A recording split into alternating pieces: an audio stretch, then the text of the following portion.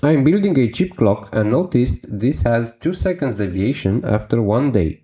To resolve this, I have connected a GPS module to have a reference clock and perform some measurements to see how to deal with this. The GPS uses an atomic clock as a time source. This deviates by 1 second in 100 million years. My clock deviates by 73 billion seconds in 100 million years. Now, this is bad, but we can fix this by using some compensation techniques. Stay with me in this video and I will show you how. The project uses a cheap microcontroller, an STM32F1 and an external crystal. The crystal has a frequency of approx 32 kHz. The signal is then passed through a series of registers for dividing, so we can have an output signal of 1 Hz or 1 tick per second. Now that we have an overview of the system, let's see where this deviation comes from.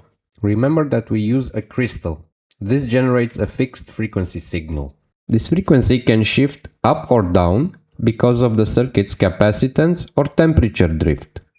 The drift is expressed in parts per million deviation units, and this is the formula.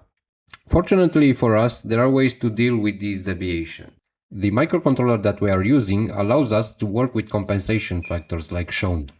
But before jumping into the numbers, let's take a look at the crystal's datasheet for some key parameters.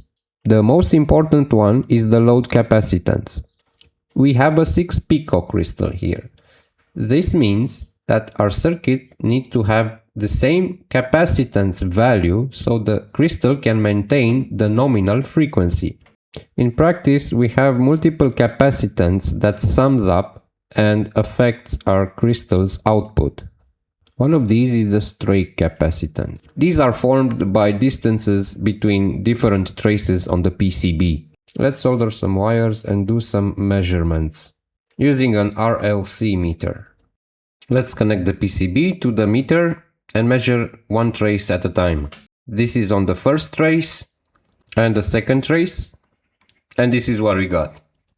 So we have similar measurements on both traces. These are the final measurements and we will use these numbers in our math. We have here the stray capacitance that we measured earlier. We have declared them like this in our math sheet. Here is the overall schematic. The stray capacitance are highlighted with red, while the capacitors from the PCB are these two here in black. These two from right here. And we use these capacitors to tune our equivalent capacity, this final value here. So let me give you an example. Let's place 12. Yeah, you can see the value is changing. Now the goal is that this value should be as tight as possible, closer to the crystal's capacity, the one from the datasheet. Okay, but what should be the starting value for these caps? I have a bunch of these. I have started with a small value closer to the one from the datasheet. We have a 6 pico crystal, but I only have 6.2 caps. So let's see. So I connected the probe to the counter and this is what we measure. But I want to emphasize something here. We are measuring the frequency on a so-called tamper pin. The frequency coming out of that pin is the crystal frequency, but 64 times smaller. Knowing the value, we started doing some math here. This is the measured frequency, this is the standard formula for calculating the ppm value, and we can see we have roughly 107 ppms. Translating this into seconds per day, we have roughly 9.3 seconds difference per each day.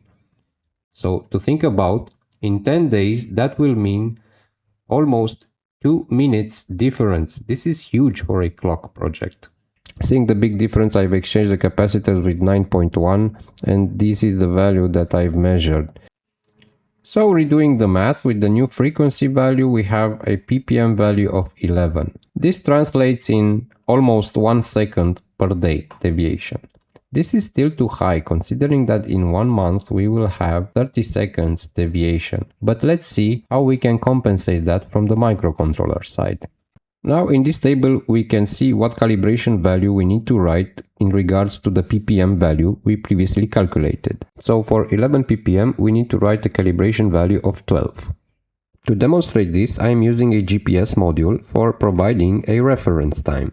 I will connect the GPS to the clock using a serial interface.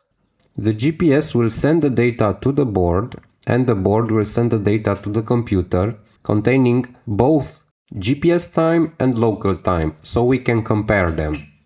So now that we've connected everything and we have GPS lock, we can see the data. So on the left side we have the local time, on the right side we have the GPS time.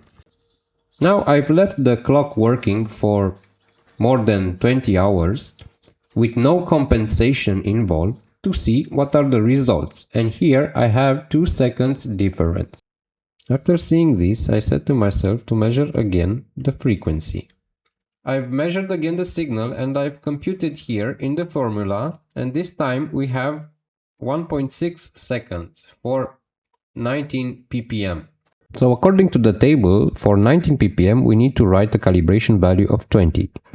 After this I left the clock working for almost 2 days, and these are the results. There is no shift and everything seems to work.